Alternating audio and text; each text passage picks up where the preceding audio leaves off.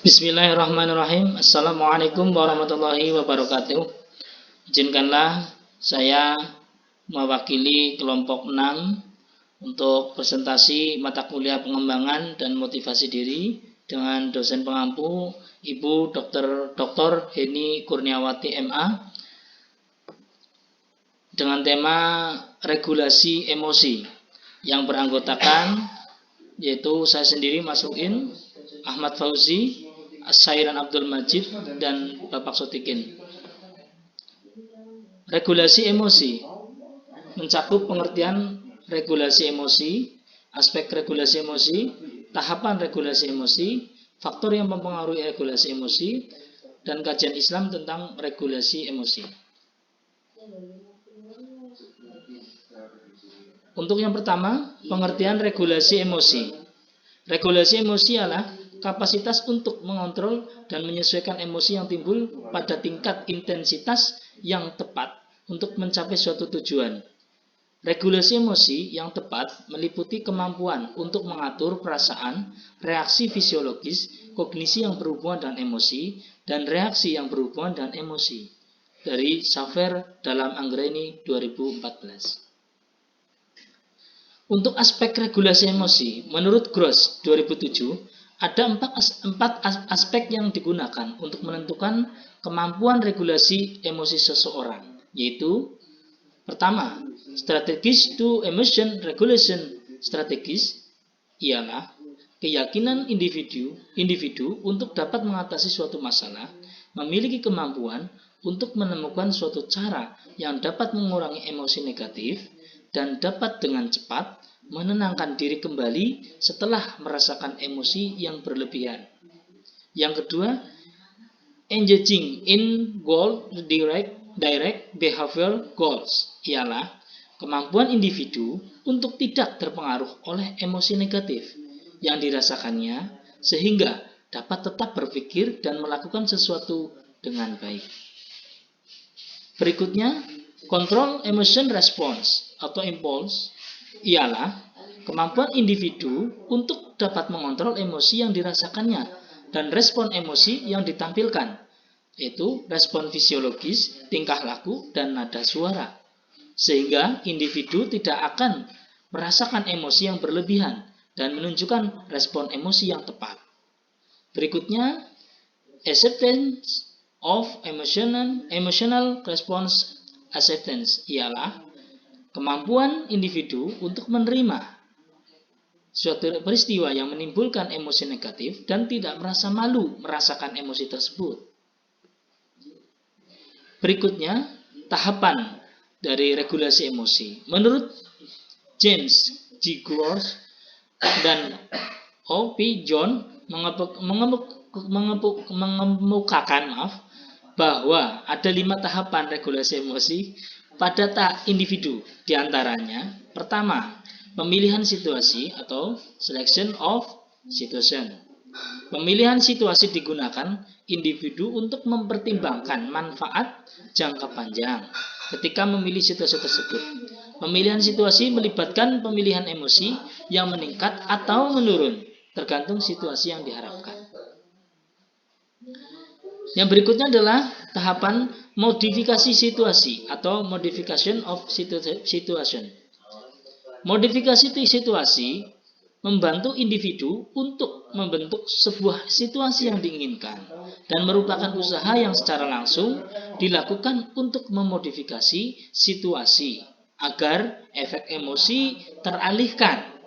Contohnya, guru BK tidak membicarakan secara langsung masalah kepada siswa agar siswa tidak merasa takut dan malu. Berikutnya yaitu terbukanya perhatian, deployment of attention, situasi di mana individu mengetahui pengaruhnya terhadap emosi.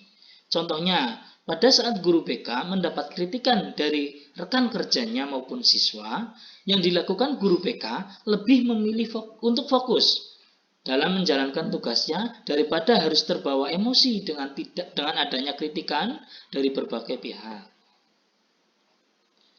Berikutnya tahapan perubahan kognitif atau change of cognition. Perubahan kognitif adalah bagaimana individu dapat menilai situasi yang terjadi pada individu dengan mengubah emosi secara signifikan. Yaitu untuk berikutnya tentang faktor yang mempengaruhi regulasi emosi.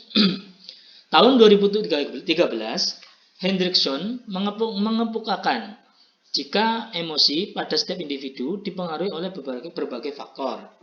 Begitu juga ketika individu harus mengatur kondisi emosinya. Faktor-faktor tersebut antara lain, pertama, faktor lingkungan. Faktor lingkungan yang dimaksud adalah faktor yang adalah lingkungan tempat individu berada, termasuk lingkungan keluarga, sekolah, dan lingkungan masyarakat. Keharmonisan keluarga, kenyamanan di sekolah, dan kondisi masyarakat yang kondusif akan sangat mempengaruhi perkembangan emosi. Berikutnya faktor pola asuh orang tua.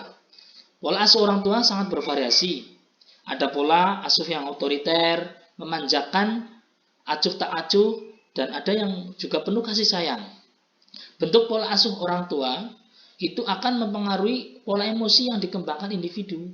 Pengalaman traumatik, kejadian masa lalu yang memberikan kesan traumatis akan mempengaruhi perkembangan emosi seseorang. Akibatnya, rasa takut dan juga sikap terlalu waspada yang berlebihan akan mempengaruhi kondisi emosionalnya. Berikutnya faktornya adalah faktor jenis kelamin. Keadaan hormonal dan kondisi fisiologis pada laki-laki dan perempuan menyebabkan perbedaan karakteristik emosi antara keduanya. Berikutnya adalah faktor pengalaman. Pengalaman yang diperoleh individu selama hidupnya akan mempengaruhi perkembangan emosinya. Perkembangan selama hidup dalam berinteraksi dengan orang lain dan lingkungan akan menjadi referensi bagi individu dalam menampilkan emosinya. Untuk jenis kelamin, keadaan hormonal dan kondisi fisiologis pada laki-laki dan perempuan menyebabkan perbedaan karakteristik emosi di antara keduanya. Berikutnya faktor usia. Kematangan emosi dipengaruhi oleh tingkat pertumbuhan dan kematangan fisiologi seseorang. Semakin bertambah usia, kadar hormonal seseorang menurun, sehingga mengakibatkan penurunan pengaruh emosional seseorang. Berikutnya faktor perubahan jasmani. Perubahan jasmani yaitu perubahan hormon-hormon yang mulai berfungsi sesuai dengan jenis kelaminnya masing-masing. Misalnya, perubahan kulit wajah yang awalnya bersih menjadi jerawatan. Berikutnya faktor perubahan pandangan luar. Perubahan pandangan luar dapat menimbulkan konflik dalam emosi seseorang.